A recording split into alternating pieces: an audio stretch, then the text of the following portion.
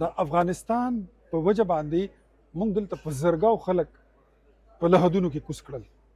د افغانستان په جنگ کې موږ خپل روزګار بایلو. کول پکارو موږ افغانستان د وجې په وینو کې ککړ پاتې شو. د افغانستان خلکو ته د افغانستان ولس ته د هغوی حکومت ته پکار دا دی چې زموږ متعلق په سوشل میډیا باندې کم یو بدرنګه پروپاګنډه دی کوي او زموږ د دشمنانو سره ودرېږي، نو دوی د هغه وخت هم یاد کړي چې موږ افغانیانو ته دلته په خپلو زړه کې ځای ورکړی. دا یو پاکستان دی چې دا د ماسي کور دی چې د چا کله خوښه وي سر به راوچت کړي، کډه به راولي وي راځئ چې ځو هلته او ودرېږي. زموږ خلک دلته دا سیاسي دکانداران دا ظلم دی او دا زیاتې دی او دا غلطه ده، دا سمه ده. ځکه نه درته ووایه په امریکې ته یو چکر ووه بغیر پاسپورټه. دا خوشي تشي خبرې همیشه زموږ د پښتونخوا نه وځي. څوک وایي زموږ دا سړی راپرېږده د جیل نه نو موږ به د سره شو. څوک وایي دا جنګ چې کوم دی دا په پښتون به جنګ نه کوي، دا ځل په پنجابۍ جنګېږي. دا خوشي خبرې دي او خوشي خلک دي. د دې ایجنډا چې کوم دی هغه ګریټر پښتونستان دی. ای غواړي دا چې دا صوبه د پاکستان نه کټ شي، دا پښتونخوا او دا د افغانستاني څخه جوړ شي. درته ووایه چې دې ته ووایه چې دا پاک افغان بارډر دی، دی به دا پاک افغان بارډر نه دی، ای به دې ته ډیورنډ لاین وایي. ووایه ورته چې دا جنا پارک دی. جنګ چې وي دې کې پښتون، پنجابی، سندھی، بلوچي، کشمیری یا ګلګتې نشته، دې کې څوک چترالی نشته، دې کې هندکو والا پښتو والا نشته. جنگ بیا د پاکستان جنگ وي، جنگ بیا د قوم جنگ وي، جنگ د ملک جنگ وي، دا بیا د ټول عالم د پاره وي. او موږ ټولو ته پکار دا دی چې موږ دې وخت کې په لسانیت، په قومیت، په مذهب، په عقیده، په مسلک کې که د چا څه فرق هم وي، خو دا شنه جنډه او دا سپینه پټه په دې کې دا د ټولو لپاره یوه جنډه ده. نو په دې کې انشاءالله دویمه خبره بني. او پښتانه همیشه پښتانه خو یو لوی عظیم او ډېر روښانه تاریخ لري چې کله پښتنو په دې لاره باندې فوجیان تېرېدل او د انګرېز فوجیان چې کوم دی نو د هغوی په غوښو خپل سپي ماړه کړي دي. پښتون خو جنګجو قوم دی، خو ځینې وخت کې موږ خلک غلط هم استعمال کړي. په داسې جنګونو مو ور واچوي چې هغې سره زموږ سره تعلق نه وي.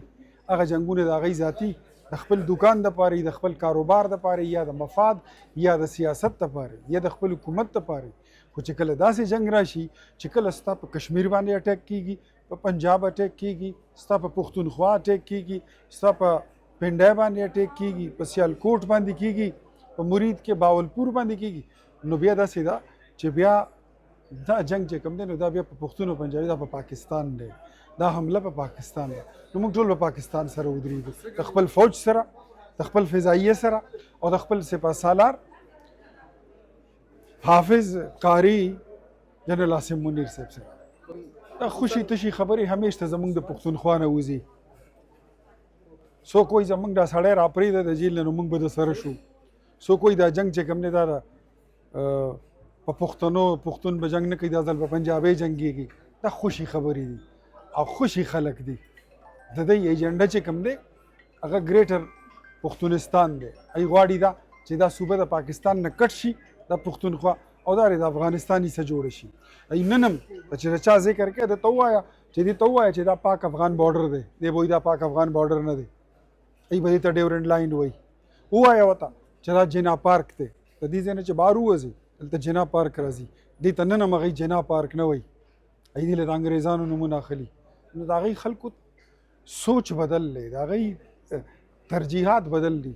موږ پاکستان سره ولاړ یو، زموږ صوبه، زموږ ضلع، زموږ ملک، زموږ هر چیز بره ښکته لیفټ رایټ اوپر یا پاکستان. دیټس اټ. د افغانستان په وجه باندې موږ دلته په زرګاو خلک په لحدونو کې کوز کړل. د افغانستان په جنگ کې موږ خپل روزګار بایلو. په لکونو افغانیان موږ په دې خپله سینه کې ځای ورکړی دی. دلته کې د دې ځای د خلکو نه زیات لوی لوی کاروبارونه چلی لګیا دي، غټ غټ بزنس دی. د پښتنو په روزګار کې لکه ما ته ووایه په دنیا کې داسې کم ملک دی چې ته هلته تللی شې بغیر پاسپورټه، بغیر شناختي کارډه، بغیر اقامې، بغیر ورک پرمټه، بغیر ویزې او ته به هلته داسې روزګار وکړې. کین یو امیجن چې ته سوچ کولی شي؟ نشي کولی. دوبۍ ته تللی شي؟ نه. سعودي ته تللی شي؟ ملیشیا ته تللی شي؟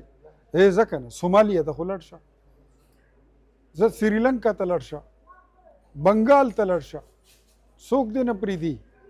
دا یو پاکستان دی چې چې دا د ماسي کور دی چې د چا کله خوښه وي سر به راوچت کړي کډه به راوالي وایي راځئ چې ځو هلته نه ویزه شته نه پرمټ شته نه اجازت شته نه قانون شته نه دستور شته او ودرېږي زمونږ خلک دلته دا سیاسي دکانداران دا ظلم دی او دا زیاتی دی او دا غلطه ده دا سمه ده ځکه نه ده ته ووایه امریکې ته یو چکر ووه بغیر پاسپورټه لندن ته لاړ شه ای خو هم په دې ځای باندې 1500 کاله حکومت کړی برطانیې که نه ځکه نه به ته لاړ شه تلی شي د چا پلار هم نشي تلی ټکس نه بېغمه دي د هر څه نه بېغمه دي زما خیال دی دا خبرې نه دي کول پکار او موږ افغانستان د وجې په وینو کې ککړ پاتې شو د افغانستان خلکو ته د افغانستان ولس ته د هغوی حکومت ته پکار دا دی چې زمونږ متعلق په سوشل میډیا باندې کم یو بدرنګه پروپاګنډه دی کوي او زمونږ د دشمنانو سره ودرېږي